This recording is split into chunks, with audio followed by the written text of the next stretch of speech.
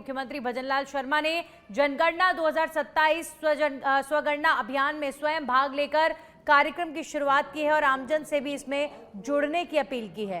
राजस्थान में शुरू हुए स्व जनगणना अभियान के तहत मुख्यमंत्री भजनलाल शर्मा ने आधिकारिक पोर्टल पर अपनी आवश्यक जानकारी दर्ज की है और फॉर्म सबमिट किया है। मुख्यमंत्री ने कहा है कि अभियान देश के विकास योजनाओं के लिए बेहद महत्वपूर्ण है और प्रत्येक नागरिक को इसमें सक्रिय भागीदारी निभानी चाहिए। उन्होंने आमजन से अपील की है कि वे समय पर अपनी जानकारी सही तरीके से दर्ज करें ताकि योजनाओं के प्रभावी क्रियान्वयन और भविष्य की विकास नीतियों को मजबूत आधार मिल सके। अब खबरों में आगे बढ़ेंगे। केंद्रीय शिक्षा मंत्री धर्मेंद्र प्रधान आज जयपुर पहुंचे, जहां पर उनका भव्य स्वागत किया गया। जयपुर एयरपोर्ट पर उप मुख्यमंत्री प्रेमचंद बैरवा ने केंद्रीय मंत्री धर्मेंद्र प्रधान का स्वागत किया। इसके बाद वे बिरला ऑडिटोरियम में आयोजित उच्च शिक्षा से जुड़े MOU हस्ताक्षर कार्यक्रम में शामिल होंगे। इस कार्यक्रम का उद्देश्य राज्य में उच्च शिक्षा के क्षेत्र में नए सहयोग और विकास के अवसरों को बढ़ावा देना बताया जा रहा है। कार्यक्रम में शिक्षा क्षेत्र से जुड़े कई महत्वपूर्ण समझौते होने की संभावना है। सिरोही जिले में खाद्य सुरक्षा योजना के तहत चल रहे गिव अप अभियान को लेकर जिला रसद अधिकारी द्वारा जारी आदेश चर्चा और विवाद का विषय बन गया है। जानकारी के अनुसार DSO ने जिले के सभी उचित मूल्य दुकानदारों को निर्देश दिए हैं कि वे अपने अपने क्षेत्र से कम 30 अपात्र लाभार्थियों की सूची तैयार करें, जिन्हें खाद्य सुरक्षा योजना से हटाया जा सके। इस संबंध में 4 मई को सभी पंचायत समितियों में बैठक भी प्रस्तावित है। इस आदेश को लेकर सवाल उठ रहे हैं कि अपात्रता के लिए कोई स्पष्ट मानक तय नहीं किए गए, जिससे जिम्मेदारी सीधे राशन डीलरों पर डाल दी गई है। इससे पारदर्शिता और निष्पक्षता पर संदेह जताया जा रहा है। स्थानीय लोगों का कहना है कि गिव अप अभियान का उद्देश्य स्वेच्छा से सक्षम लोगों द्वारा लाभ छोड़ना होना चाहिए, लेकिन वर्तमान प्रक्रिया में जबरन सूची तैयार कराने के आरोप लग रहे हैं। अब सभी की नजर 4 मई को होने वाली बैठक पर टिकी है, जहां इस मामले में प्रशासन की ओर से स्थिति स्पष्ट की जा सकती है। जयपुर से खबर, जहां पर कॉलेज लाइब्रेरियन भर्ती में बड़ा विलंब। 2023 की भर्ती 2026 तक भी इंटरव्यू शुरू नहीं। अभ्यर्थियों में बढ़ रही नाराजगी और लंबित प्रक्रिया से मानसिक और आर्थिक परेशानी भी लोगों को हो रही है।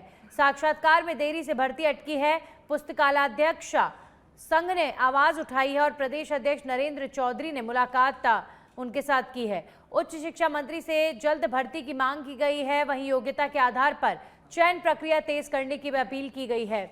जल्द इंटरव्यू शेड्यूल जारी करने की मांग की गई है। वहीं मंत्री ने सकारात्मक आश्वासन दिया है। लिखित के बाद इंटरव्यू में देरी पर सवाल, अभ्यर्थियों का धैर्य टूटने लगा। भर्ती प्रक्रिया पूरी करने की मांग उठी है। लंबे इंतजार से युवाओं में आक्रोश।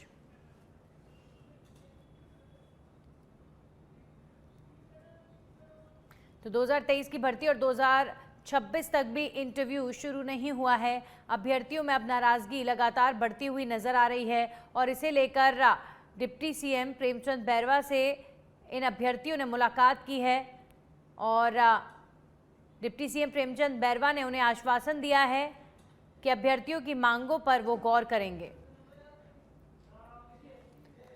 झुंझुनू जिले के चिड़ावा थाना क्षेत्र के सिलारपुरी गांव में बारात के दौरान स्टंटबाजी करना युवकों को भारी पड़ गया।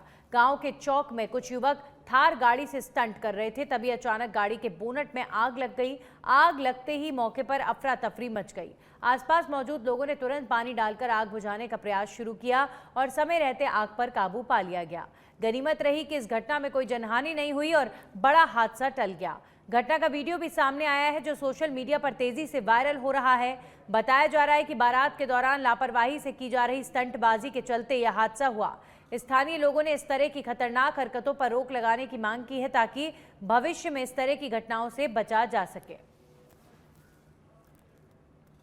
फलौदी के आऊ कस्बे में PhD कार्यालय के पास लगे विद्युत ट्रांसफार्मर में शॉर्ट सर्किट के कारण आग लग गई, जिससे कुछ समय के लिए अफरा तफरी मच गई। शुक्रवार को हुई इस घटना के बाद स्थानीय ग्रामीणों ने तुरंत विद्युत विभाग को सूचना दी और सूचना मिलते ही विभाग की टीम मौके पर पहुंची और आग पर काबू पाते ही ट्रांसफार्मर की मरम्मत शुरू कर दी गई। विद्युत विभाग के JEN रविराज सिंह ने बताया कि अत्यधिक गर्मी और बढ़ते लोड के कारण ट्रांसफार्मर में शॉर्ट सर्किट हुआ, जिससे आग लगी। उन्होंने कहा कि भीषण गर्मी के चलते बिजली की मांग बढ़ रही है, जिससे ट्रांसफार्मरों पर अतिरिक्त दबाव पड़ रहा है और ऐसी घटनाएं सामने आ रही हैं। सिरोही शिवगंज शहर में विवादित दुकानों के निर्माण को लेकर एक बार फिर स्थिति तनावपूर्ण हो गई है, जहां नगर पालिका और ठेकेदार के बीच कार्य को लेकर मतभेद सामने आए हैं। नगर पालिका के निर्देश पर कर्मचारी मौके पर पहुंचे और निर्माण कार्य रोकने का प्रयास किया, लेकिन ठेकेदार ने वर्क ऑर्डर का हवाला देते हुए काम जारी रखने की बात कही। स्थिति बिगड़ने पर सफाई निरीक्षक को मौके पर बुलाया गया। पालिका अधिकारियों का कहना है कि निर्माण कार्य के लिए आवश्यक स्वीकृति नहीं ली गई है, इसके बावजूद कार्य जारी रखा जा रहा है। इससे प्रशासनिक कार्रवाई की गंभीरता पर सवाल उठ रहे हैं। स्थानीय लोगों के बीच भी ये मामला चर्चा का विषय बना हुआ है। वहीं निवर्तमान पार्षद प्रकाश राज मीणा ने आरोप लगाया है कि कार्य बिल्डिंग बॉयलॉज और अधिनियम 2009 की धारा के विपरीत किया जा रहा है। उन्होंने ठेकेदार पर नियमों की अनदेखी और मनमानी का आरोप लगाते हुए कहा है कि पालिका को कई बार अवगत कराया गया, लेकिन कार्रवाई में देरी हुई। पालिका ने कई बार काम बंद करवाया तो भी काम चालू हो रहा है। क्या पता किसकी शे पे अवैध काम निर्माण चालू है। इस काम के लिए बिल्डिंग बायलॉज के अनुसार न तो कोई परमिशन ली गई है और न कार्य प्रारंभ किया गया है। बिना परमिशन कार्य है जो नगर पालिका एक्ट 2009 की धारा के विपरीत है। पालिका अधिकारियों को कई बार अवगत कराया, उन्होंने कई बार काम बंद कर दिया। बाकी ठेकेदार और ये जो भी कार्य करने वाले अपनी तानाशाही रवैये पे उतरे हुए हैं। फाइल लगा रखी है, अभी मौके पे आके परमिशन नहीं है तो काम बंद करवा दिया। अभी नहीं तो फाइल बिना स्वीकृत आई है? नहीं, बिना स्वीकृति कार्य करने का किसी को हक ही नहीं है ना। गया नगर पालिका वाले ने कल बंद करवा दिया था, आज अभी वापस बंद करवा दिया। इसको लेकर कोई नोटिस जारी किया गया? अभी ऑफिस जाके पता करता हूँ समीरित बाबू से जो निर्माण की। वहीं अलवर जिले में जनगणना 2027 स्व जनगणना कार्यक्रम की शुरुआत वन एवं पर्यावरण मंत्री ने स्वयं अपना पारिवारिक डेटा भरकर की। वन एवं पर्यावरण मंत्री संजय शर्मा ने स्वगणना प्रपत्र भरकर अभियान का शुभारंभ किया और नागरिकों से इसमें सक्रिय भागीदारी की अपील की है। उन्होंने कहा कि लोगों द्वारा दी गई सही जानकारी ही भविष्य के विकसित अलवर, विकसित राजस्थान और विकसित भारत के लक्ष्य को साकार करने में मदद करेगी। मंत्री ने आमजन से आग्रह किया है कि वे आगे आकर इस महाअभियान में भाग लें और अपनी सही जानकारी दर्ज कराएं, जिससे योजनाओं के बेहतर क्रियान्वयन में मदद मिल सके। बायतू क्षेत्र में एक सरकारी एम्बुलेंस हादसे का मामला सामने आया है, जिसमें चालक पर नशे में वाहन चलाने और लापरवाही के गंभीर आरोप लगे हैं। बायतू उप जिला अस्पताल में मरीज चंडाराम को सर में गंभीर चोट लगने के बाद बालोतरा रेफर किया जा रहा था। इसी दौरान परिजनों का आरोप है कि एम्बुलेंस चालक नशे की हालत में वाहन चला रहा था। रास्ते में एम्बुलेंस एक गाय से टकरा गई, जिससे वाहन में बैठे परिजनों को भी चोटें आई हैं और उनके सर में टाके लगाने पड़े। घटना का वीडियो भी सामने आया है, जिससे मामला और गंभीर हो गया है। परिजनों ने चालक के खिलाफ सख्त कार्रवाई की मांग करते हुए अस्पताल प्रशासन की कार्य प्रणाली पर भी सवाल उठाए हैं कि ऐसे चालक को ड्यूटी पर कैसे लगाया गया। फिलहाल मामले की जांच की मांग की जा रही है और प्रशासन से उचित कार्रवाई की अपेक्षा जताई जा रही है। एम्बुलेंस हमारे को बायतू से बालोतरा के लिए हमारे को रेफर किया था, तो एम्बुलेंस वाले के शराब पिया हुआ था और अचानक उसने ब्रेक डाले और हमारी जान भी जा सकती थी और हमारे इस भाई के भी लगे, दो सिर के लगी है, 2 टाँके आए हैं। और इस हमारा कहने का ऐसा है कि इस ड्राइवर को तुरंत प्रभाव से इनको हटाया जाए, कि तुरंत प्रभाव से इस गाड़ी वाले ड्राइवर को हटाया जाए। गाड़ी में कितने लोग थे? गाड़ी में हम 4 थे। नहीं सिरोही से बड़ी खबर है, जहां पर पालड़ी एम में अस्पताल की प्रयोगशाला में गिरा छत का प्लास्टर। हादसे में बाल बाल बचा प्रयोगशाला का टेक्नीशियन।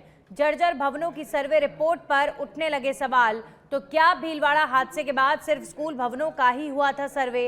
अस्पतालों के जर्जर भवनों की कब ली जाएगी सुध? गनीमत रही कि आज पालड़ी एम अस्पताल में नहीं हुई कोई जनहानि, पर प्रयोगशाला में हो जाती जनहानि तो कौन होता जिम्मेदार? जिस विभाग की बिल्डिंग में होगी जनहानि, क्या उन्हीं भवनों की सुध लेंगे? आखिर इस लापरवाह सिस्टम में कब होगा सुधार?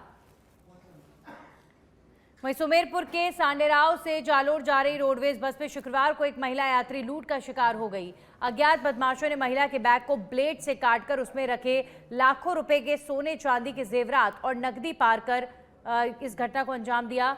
घटना का पता तब चला जब बस तखतगढ़ बस स्टैंड पहुंची और महिला ने अपना बैग चेक किया। बैग कटा देखकर महिला के होश उड़ गए और वो रोने लगी। घटना के बाद बस में सवार यात्रियों में अफरा तफरी मच गई।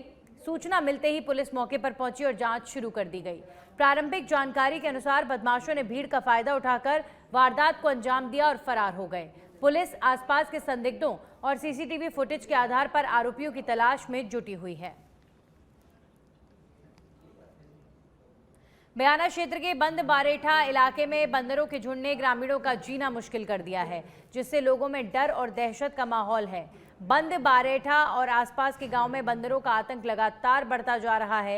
ये बंदर घरों में घुसकर सामान ले जाते हैं और विरोध करने पर लोगों पर हमला भी कर देते हैं, जिससे खासकर महिलाएं, बच्चे और बुजुर्ग प्रभावित हो रहे हैं। ग्रामीणों के अनुसार कई मामलों में बंदरों के काटने और खरोचने की घटनाएं भी सामने आई हैं। वहीं किसान खेतों में खड़ी फसलों को बचाने के लिए दिन रात पहरा देने को मजबूर हैं।